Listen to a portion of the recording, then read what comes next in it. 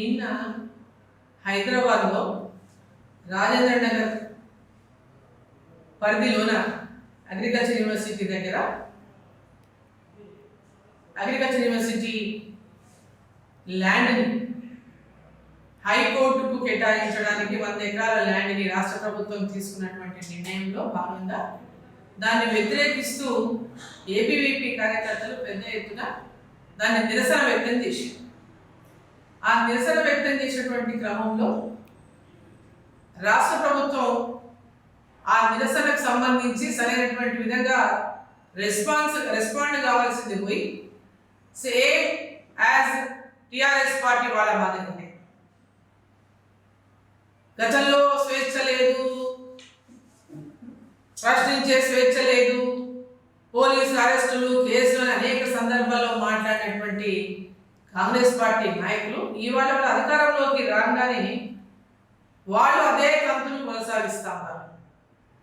ఈరోజు హైకోర్టును అక్కడి నుంచి తరలించి రాజేంద్ర నగర్ దగ్గర అగ్రికల్చర్ యూనివర్సిటీలో 100 ఎకరాల ల్యాండ్ని కేటాయించాలని ఇప్పుడున్నటువంటి మన రాష్ట్ర ముఖ్యమంత్రి రేవంత్ రెడ్డి గారు తీసుకున్నటువంటి నిర్ణయానికి నిరసన తెలుపుతూ చాలా మంది ఏబీవీపీ స్టూడెంట్స్ అందరూ దానికి ఒక చిన్న నిరసన కార్యక్రమం చేస్తే దానికి పోలీసులు ఝాన్సీ అనేటువంటి అమ్మాయి లా స్టూడెంట్ ఆ అమ్మాయిని ఈడ్చుకెళ్ళినటువంటి తీరు చూస్తే అసలు ఈ రాష్ట్రంలో ఇంకా బీఆర్ఎస్ ప్రభుత్వమే ఉన్నదా, లేకుంటే కాంగ్రెస్ ప్రభుత్వం అధికారంలోకి వచ్చిన బీఆర్ఎస్ ప్రభుత్వం లాగా వారు అదే కోవలో పనిచేస్తున్నారా? అంటే వీళ్ళు కూడా ఎవరైనా నిరసన తెలిపితే మేము కూడా ఇదే రకంగా బిహేవ్ చేస్తామని ఈ యొక్క సంఘటన ద్వారా రుజువు చేయదలుచుకున్నారా? హైకోర్టు అక్కడి నుంచి తరలించడానికి చాలా మంది వ్యతిరేకిస్తున్నారు. ఉమ్మడి ఆంధ్రప్రదేశ్కు సర్వ్ చేసినటువంటి హైకోర్టు హెరిటేజ్ ఎంతో పెద్ద ఎత్తున 7 సంవత్సరాల చరిత్ర ఉన్నటువంటి హైకోర్టును అక్కడ తరలిస్తారంటే చాలా మందికి సెంటిమెంట్గా కూడా అంత అవసరం ఏముంది ఇప్పుడు అన్నటువంటి ఆలోచన చాలా మందిలో ఉంది. ఎందుకంటే గత ప్రభుత్వంలో కేసీఆర్ గారు తన గుర్తింపు ఉండాలి, తన దేశమైనటువంటి తన పేరు ఉండాలని సెక్రటరియట్ కూలగొట్టి సెక్రటరియట్ని కట్టినట్టు ఇప్పుడున్నటువంటి ప్రభుత్వం కూడా హైకోర్టును తీసి కొత్త హైకోర్టు కడతాం, 100 ఎకరాల స్థలం ఇస్తామని. దానికి 100 ఎకరాల స్థలం అవసరమా? ఇప్పుడు ఉన్నటువంటి హైకోర్టు ఎన్ని ఎకరాల స్థలంలో ఉంది? మరి కొత్త కోర్టు సముదాయాన్ని నిర్మించాలంటే ఎన్ని ఎకరాల అవసరం ఉంది? అది కాకుండా ఈరోజు అగ్రికల్చర్ యూనివర్సిటీ ల్యాండ్ని 100 ఎకరాలు తీసుకోవడం అనేది సమంజసం కాదనేది ఈరోజు అందరూ మాట్లాడుతున్నటువంటి విషయం.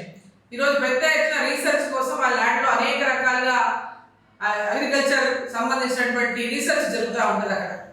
మరి దానికి ల్యాండ్ తక్కువ పడుతుంది అనేటటువంటిది కూడా ఉంది పెద్ద ఎత్తున. ఇన్ని ఎకరాల ల్యాండ్ ఏం అవసరం లేదు హైకోర్టు అనేది కూడా ఉంది.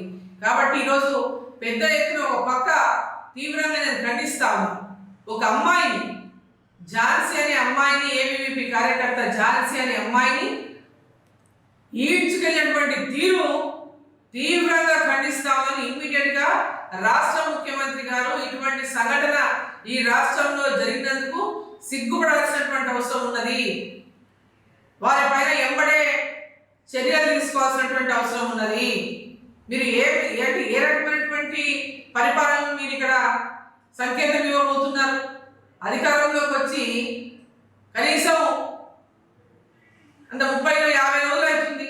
50 రోజుల్లోనే ఇది ఏ రకమైనటువంటి సంకేతాన్ని మీరు ఇస్తా ఉన్నారు? ఈ రాజ్యంలో ప్రజాస్వామ్యం ఉన్నట్లా, స్వేచ్ఛ వచ్చినట్లా లేదా? ఇమ్మీడియట్గా దీనిపైన రాష్ట్ర ముఖ్యమంత్రి గారు స్పందించాలి. ఎవరైతే అమ్మాయి పట్ల ఖచ్చితంగా బిహేవ్ చేసిండ్రో వారిపైన ఎంబడే చర్యలు తీసుకోవాలి, వారిని సస్పెండ్ చేయాలి. ఆ అగ్రికల్చర్ ల్యాండ్ని 100 ఎకరాలు ఇవ్వడం పైన కూడా పునరాలోచించాలి. ఎంత ల్యాండ్ అవసరమో అంతవరకే ఇవ్వాలి. కానీ అగ్రికల్చర్ యూనివర్సిటీ కూడా ల్యాండ్ తగ్గడం వల్ల భవిష్యత్తులో యూనివర్సిటీలో అనేక సమస్యలు ఎదుర్కొనేటువంటి అవకాశం ఉంది.